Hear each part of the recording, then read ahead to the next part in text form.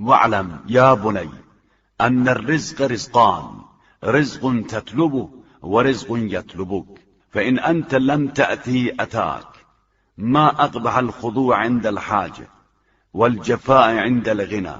اور فرزند یاد رکھو کہ رزق کی دو قسمیں ہیں، ایک رزق وہ ہے جسے تم تلاش کر رہے ہو، اور ایک رزق وہ ہے جو تم کو تلاش کر رہا ہے کہ اگر تم اس تک نہ جاؤ گے تو وہ خود تم تک آ جائے گا۔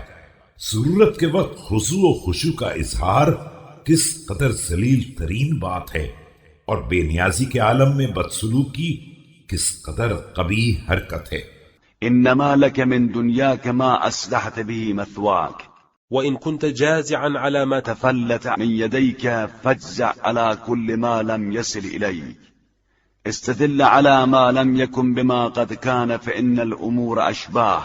اس دنیا میں تمہارا حصہ اتنا ہی ہے جس سے اپنی عاقبت کا انتظام کر سکو، اور کسی چیز کے ہاتھ سے نکل جانے پر پریشانی کا اظہار کرنا ہے تو ہر اس چیز پر بھی فریاد کرو جو تم تک نہیں پہنچی ہے۔ جو کچھ ہو چکا ہے اس کے ذریعے اس کا پتہ لگاؤ جو ہونے والا ہے، کہ معاملات تمام کے تمام ایک ہی جیسے ہیں۔